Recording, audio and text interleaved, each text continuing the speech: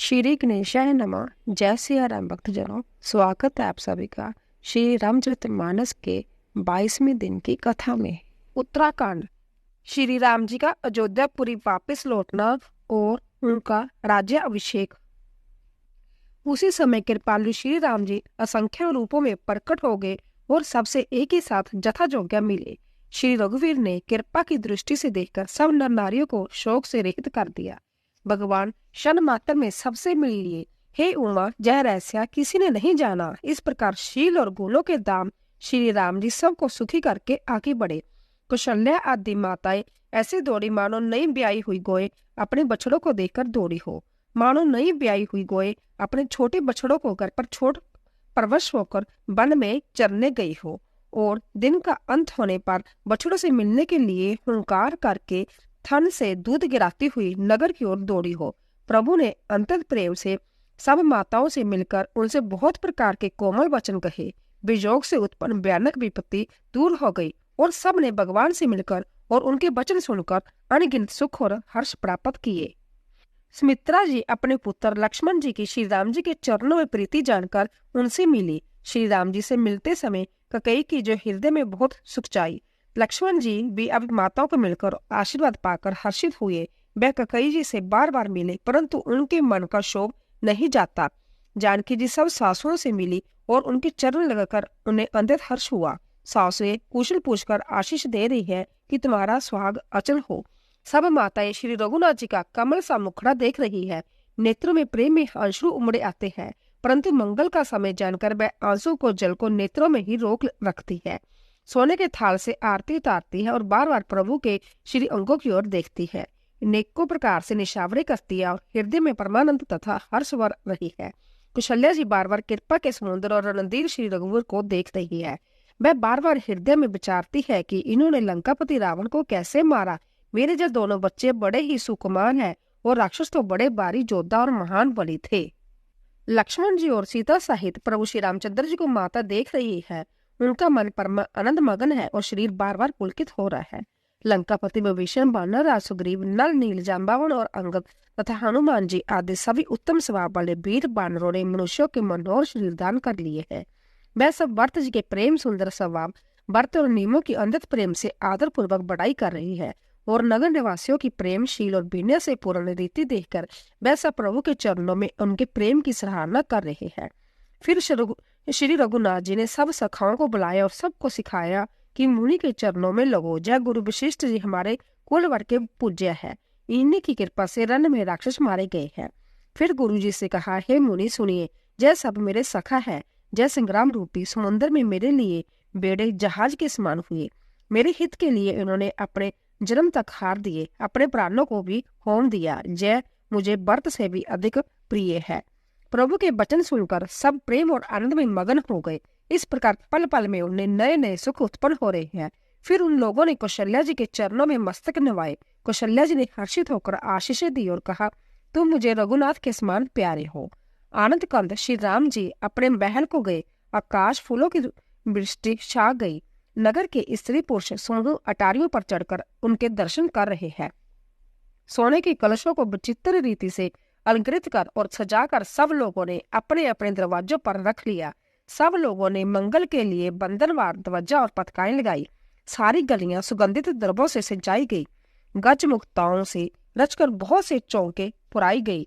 अनेकों प्रकार के सुंदर मंगल साज सजाए गए और हर्षपूर्वक नगर में बहुत से डंके बजने लगे। स्त्रियां जहां तहां निशावर कर रही है और हृदय में हर्षित होकर आशीर्वाद देती है।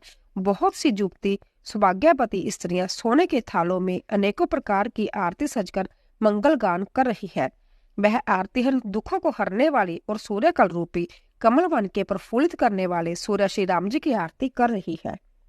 नगर की शोभा, संपत्ति और कल्याण का वेद शेष जी और सरस्वती वर्णन करते हैं, परंतु वैस यह चरित्र देखकर ठगे से रह जाते हैं, स्तंभित हो रहते हैं। शिव जी कहते हैं, हे उमा, तब भला मनुष्य उनके गुणों को कैसे कह सकते हैं। स्त्रियां कुमुदनी है, अयोध्या सरोवर है और श्री रघुनाथ जी का बृहद सूर्य है। इस बृहद सूर्य के ताप से वह मुरझा गई है। अब उस बृहद रूपी सूर्य के अस्त होने पर श्री राम रूपी पूर्ण चंद्र को निरख कर से वह खिल उठी।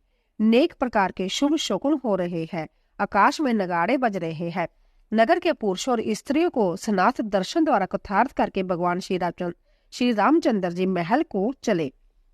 शिव जी कहते हैं, हे भवानी, प्रभु ने जान लिया कि माता का कई लज्जित हो गई, इसीलिए वह पहले उन्हीं के महल को गई और उन्हें समझा बुझाकर बहुत सुख दिया। फिर श्री हरि ने अपने महल को गमन किया। कृपा के समुद्र श्री राम जी जब अपने महल को गए तब नगर के स्त्री पुरुष सब सुखी हुए। गुरु वशिष्ठ जी ने ब्राह्मणों को बुला लिया और कहा, आज शुभ घड़ी, सुंदर दिन आदि सभी शुभ योग है। आप सब ब्राह्मण हर्षित होकर आज्ञा दीजिए जिसमें श्री रामचंद्र जी सिंहासन पर विराजमान हो।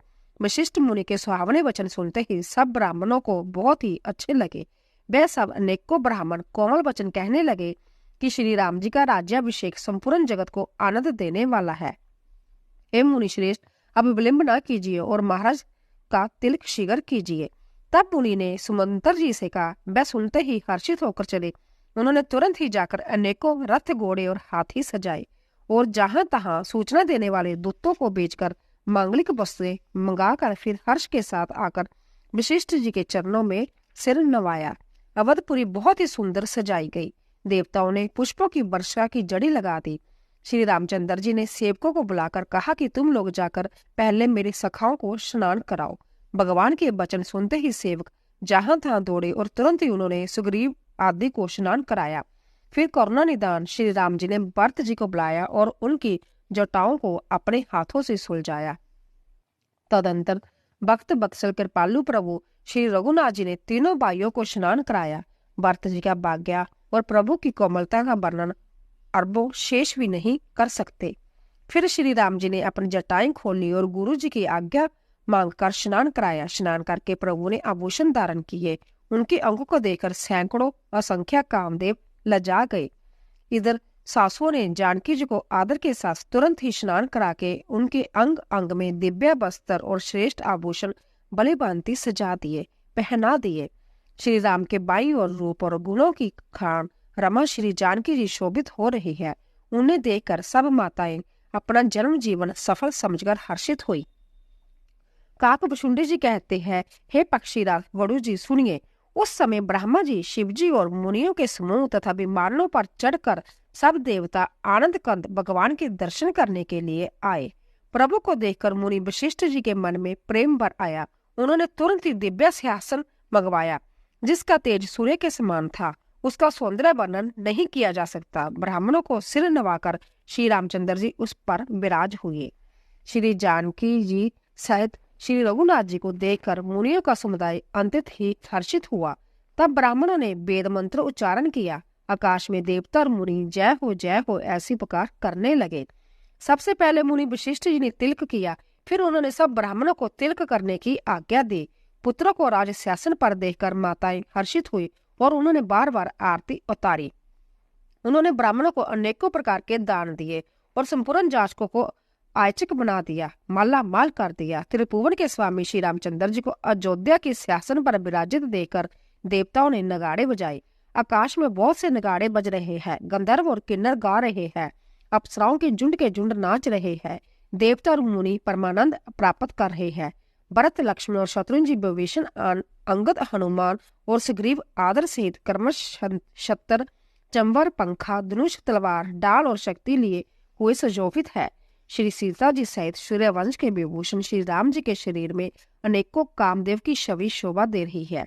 नवीन जलयुक्त मेघों के समान सुंदर श्याम शरीर पर पीताम्बर देवताओं के मन को विमोहित कर रहा है। मुकुट, बाजूबंदर आदि विचित्र आभूषण अंग अंग में सजे हुए हैं।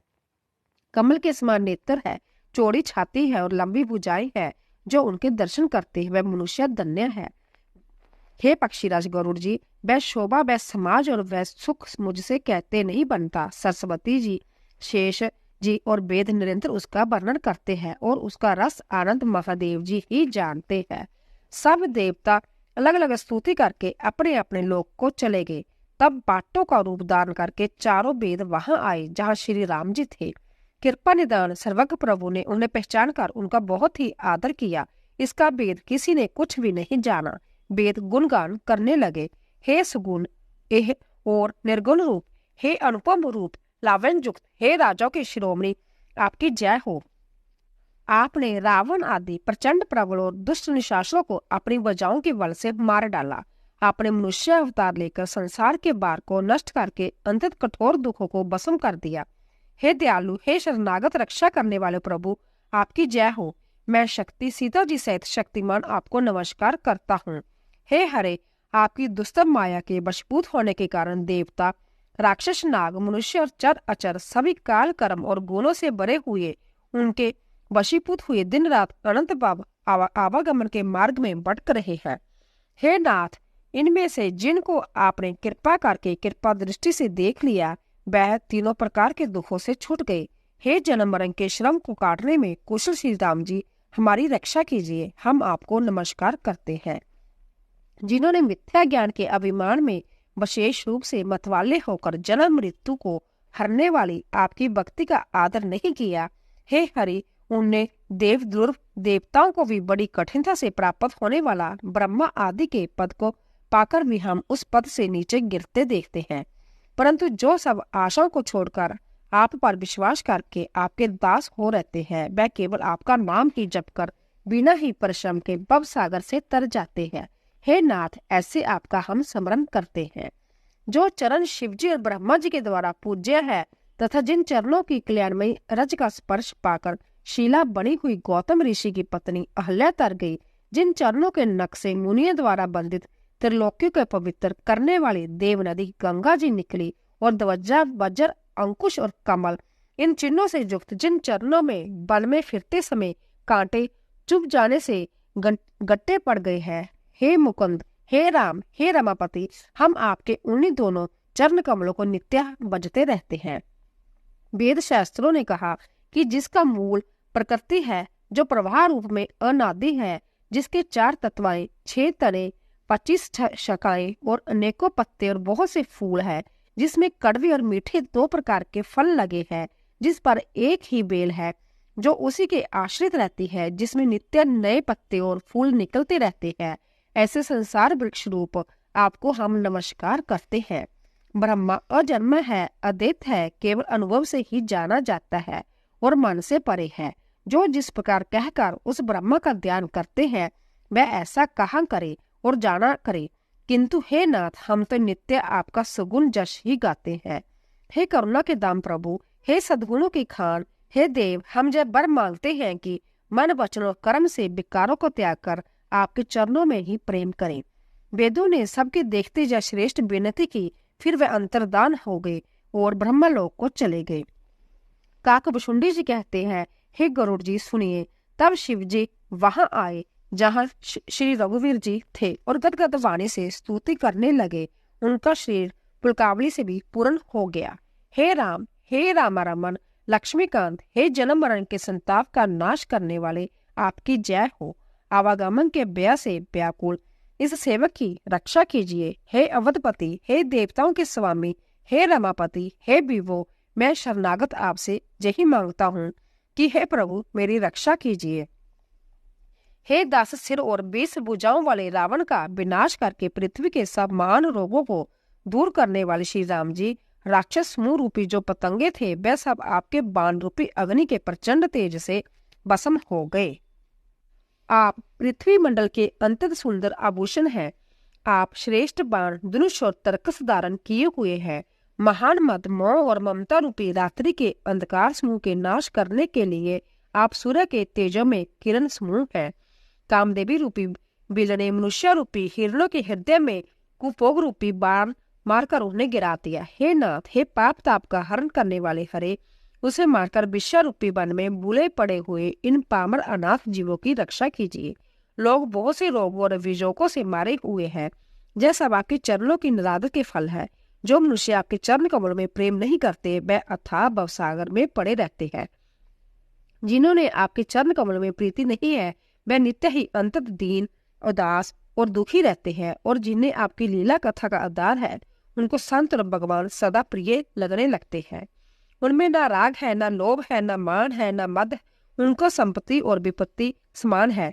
इससे मुनि लोग जो का भरोसा सदा के लिए त्याग देते हैं और प्रसन्नता के साथ आपके सेवक बन जाते हैं। वह प्रेम पूर्वक नियम लेकर निरंतर शुद्ध हृदय से आपके चरण कमलों की सेवा करते रहते हैं और निरादर और आदर को सम्मान मानकर वह सब संत सुखी होकर पृथ्वी पर विचरते हैं।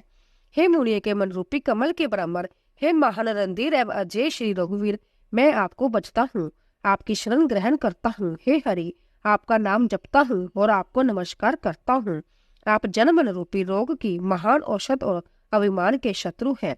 आप गुणशील और कृपा के परम स्थान हैं। आप लक्ष्मीपति हैं। मैं आपको निरंतर प्रणाम करता हूँ। हे रघुनंदन, आप जन्म मरण सुख दुख और राग देश आदि द्वंद्व समूह का नाश कीजिए। हे पृथ्वी की पालना करने वाले राजन, इस दीन जन की ओर भी दृष्टि डालिए। मैं आपसे बार बार यही वरदान मांगता हूँ कि मुझे आपके चरण कमलों की अचल भक्ति और आपके भक्तों का सत्संग सदा प्राप्त हो। हे लक्ष्मीपते, हर्षित होकर मुझे यही दीजिए। श्री रामचंद्र जी के गुणों का वर्णन करके उमापति महादेव जी हर्षित होकर कैलाश की ओर चले गए। तब प्रभु ने वानरों को सब प्रकार से सुख देने वाले डेरे दिलवाए। हे गरुड़ जी, सुनिए, यह कथा सबको पवित्र करने वाली है।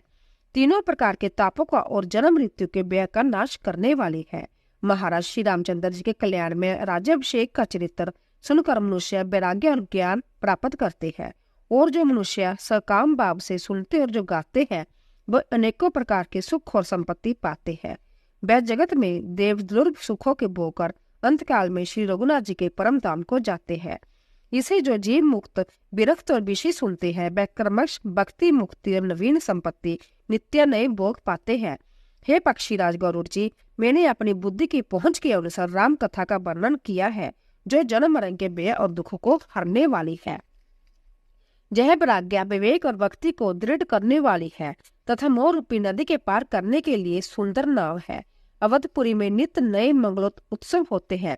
सभी वर्गों के लोग हर्षित रहते हैं। श्री राम जी के चरण कमलों में जिन्हें श्री शिव जी, मुनिगण और ब्रह्मा जी भी नमस्कार करते हैं, सबकी नित्य नवीन प्रीति है। भिक्षुकों को बहुत प्रकार के वस्त्र भूषण पहनाए गए और ब्राह्मणों ने नाना प्रकार के दान पाए। बानर सब ब्रह्म आनंद मगन है। प्रभु के चरणों में सबका प्रेम है। उन्होंने दिन जाते जाने ही नहीं जाना और बात की बात में 6 महीने बीत गए। उन लोगों को अपने घर भूल ही गए। जागृत को तो बात ही क्या, उन्होंने स्वप्न में भी घर की सूद बुध नहीं आती। जैसे संतों के मन में दूसरों से द्रोह करने की बात कभी नहीं आती। तब श्री रघुनाथ जी ने सब सखाओं को बुलाया। सबने आकर आदर से सिर नवाया। बड़े ही प्रेम से श्री राम जी ने उनको अपने पास बैठाया और भक्तों को सुख देने वाले कोमल वचन कहे। तुम लोगों ने मेरी बड़ी सेवा की है, मुंह पर किस प्रकार तुम्हारी बड़ाई करूं। मेरे हित के लिए तुम लोगों ने घर को तथा सब प्रकार के सुखों को त्याग दिया। इससे तुम मुझे अंतत ही प्रिय लग रहे हो। छोटे भाई राजा, संपत्ति, जानकी, अपना शरीर, घर, कुटुंब और मित्र, यह सभी मुझे प्रिय है, परंतु तुम्हारे समान नहीं। मैं झूठ नहीं कहता, यह मेरा स्वभाव है। सेवक सभी को प्यारे लगते हैं, यह नीति नियम है, पर मेरा तो दास पर स्वाभाविक ही विशेष प्रेम है। हे सखागण, अब आप सब लोग घर जाओ, वहां दृढ़ नियम से मुझे बजते रहना। मुझे सदा सर्वव्यापक और सबका हित करने वाला जानकर अंतत प्रेम करना। प्रभु के चरण वचन सुनकर सबके सब प्रेम मगन हो गए। हम कौन है और कहाँ है, जय देह की सुध भी भूल गए। वह प्रभु के सामने हाथ जोड़कर टकटकी लगाए देखते ही रह गए। अंतत प्रेम के कारण कुछ नहीं कह सकते। प्रभु ने उनका अंतत प्रेम देखा, तब उन्हीं अनेकों प्रकार से विशेष ज्ञान का उपदेश दिया। प्रभु के सम्मुख वह कुछ कह नहीं सकते, बार बार प्रभु के चरण कमलों को देखते हैं। तब प्रभु ने अनेक रंगों के अनुपम और सुंदर गहने कपड़े मंगवाए। सबसे पहले भरत जी ने अपने हाथ से सवार कर सुग्रीव को वस्त्र आभूषण पहनाए। फिर प्रभु की प्रेरणा से लक्ष्मण जी ने विभीषण जी को गहने कपड़े पहनाए, और जो श्री रघुनाथ जी के मन को बहुत ही अच्छे लगे। अंगद बैठे ही रहे, वह अपनी जगह से हिले तक नहीं। उनका उत्कट प्रेम देखकर प्रभु ने उनको नहीं बुलाया। जाम्बावन और नीर आदि सबको श्री रघुनाथ जी ने संभ्या भूषण वस्त्र पहनाए। वह सब अपने हृदय में श्री रामचंद्र जी के रूप को धारण करके उनके चरणों में मस्तक नवाकर चले। तब अंगद उठकर सिर नवाकर, नेत्रों में जल भरकर, हाथ जोड़कर अंतत भी नम्र तथा मानो प्रेम के रस में डुबोए हुए मधुर वचन बोले। हे सर्वज्ञ, हे कृपा और सुख के समुद्र, हे दीनों पर दया करने वाले, हे आर्तों के बंधु सुनिए।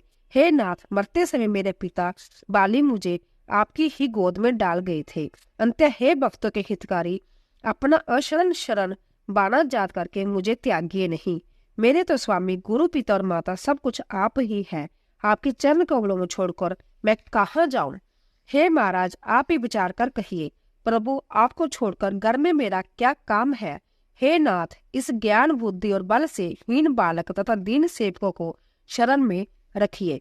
मैं घर की सब नीची से नीची सेवा करूंगा और आपके चरण कमलों को देख देख कर भव सागर से तर जाऊंगा। ऐसा कहकर वह श्री राम जी के चरणों में गिर पड़े और बोले, हे प्रभु, मेरी रक्षा कीजिए।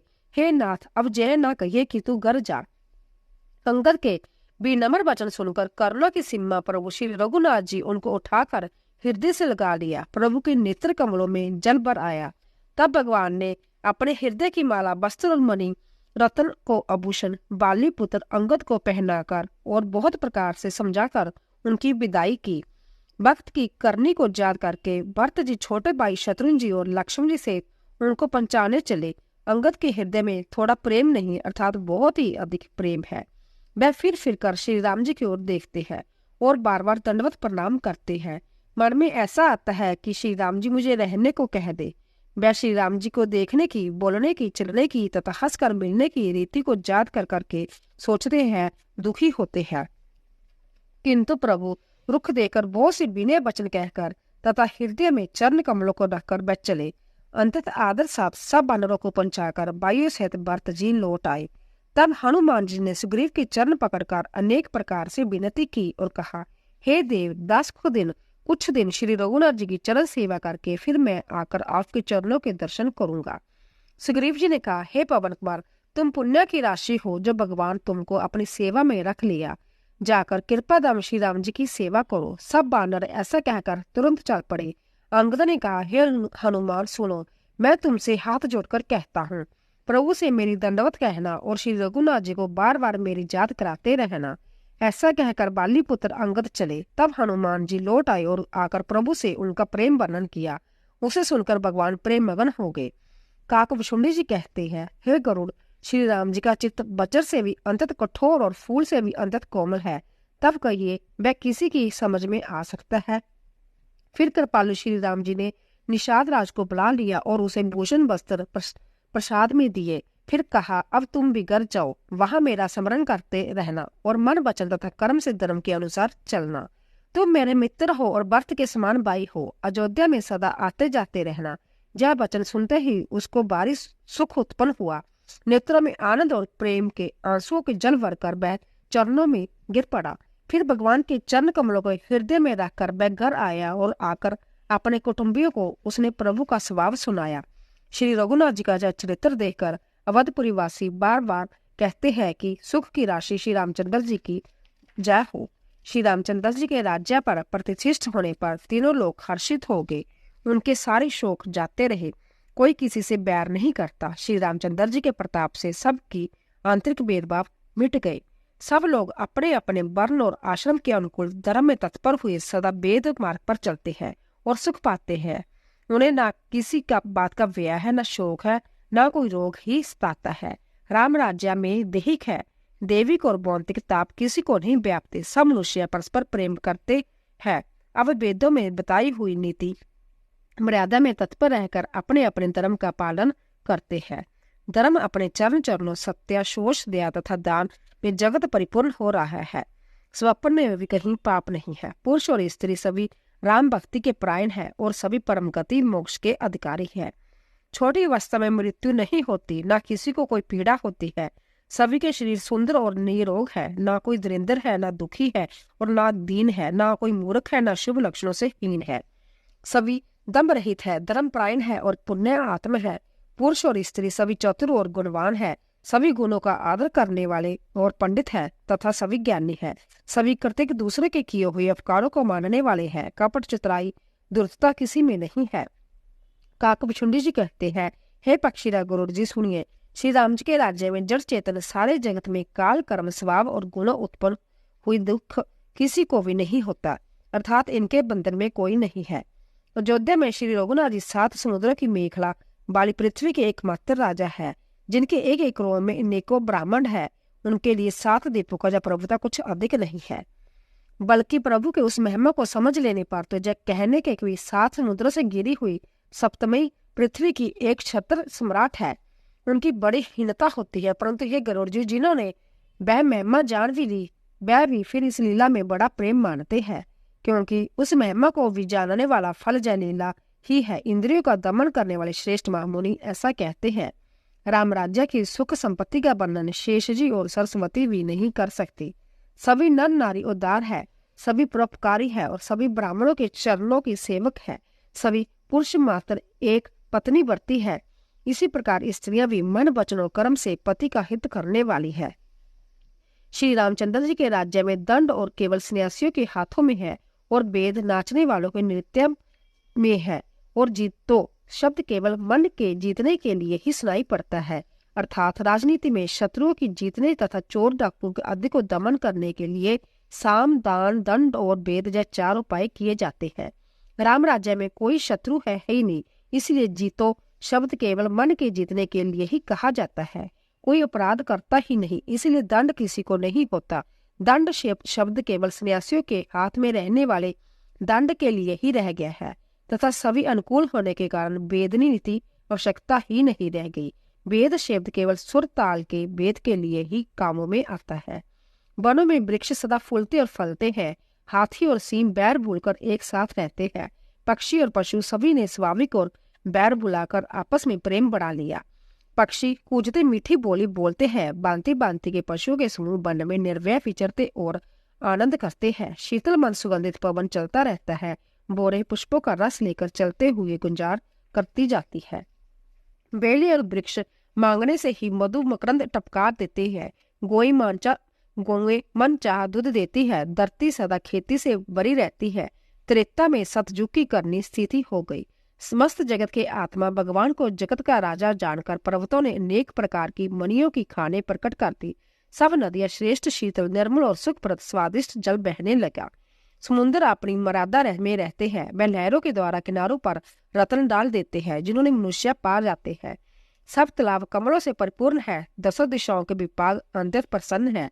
श्री रामचंद्र जी के राज्य में चंद्रमा अपनी किरणों से पृथ्वी को पूर्ण कर देते हैं। सूर्य उतना ही तपते हैं जितने की आवश्यकता होती है और मेघ मांगने से जहां जहां जितना चाहिए उतना ही जल देते हैं।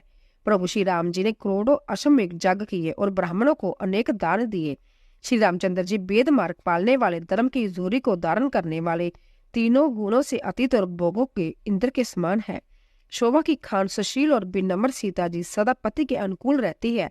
वह कृपा सागर श्री राम जी की प्रभुता महिमा को जानती है और मन लगाकर उनके चरण कमलों की सेवा करती है। जब भी घर में बहुत से दास और दासियां हैं और वह सभी सेवा के विधि में कुशल है, तब भी स्वामी की सेवा का महत्व जानने वाली श्री सीता जी घर की सब सेवा अपने ही हाथों से करती है और श्री रामचंद्र जी की आज्ञा का अनुसरण करती है। कृपा सागर श्री रामचंद्र जी जिस प्रकार से सुख मानती है, श्री जी वही करती है, क्योंकि वह सेवा की विधि को जानने वाली है। घर में कौशल्य आदि सभी सासों की सीता जी सेवा करती है। उन्हें किसी बात का अभिमान और मद नहीं है। शिव जी कहते हैं, उमा जग जननी रमा ब्रह्मा आदि देवताओं से बंधित और सदा आनंदित सर्व गुण संपन्न है।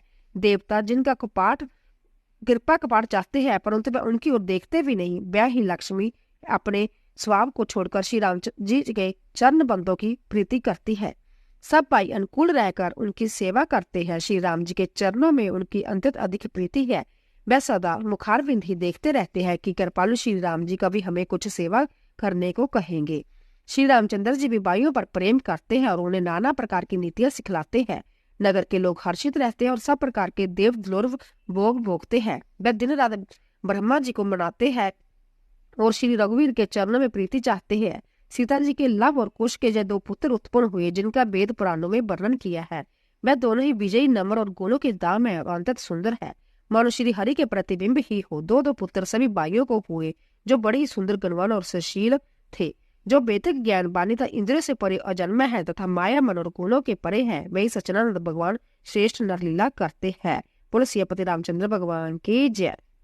तो दोस्तों, आशा करती हूँ कि आपको हमारे रामचरितमानस की कथा अवश्य पसंद आई होगी। प्लीज जाने से पहले कमेंट बॉक्स में जय श्री राम अवश्य लिखें और चैनल को सब्सक्राइब कीजिए, लाइक कीजिए और ज़्यादा से ज़्यादा शेयर कीजिए। आप सभी का धन्यवाद।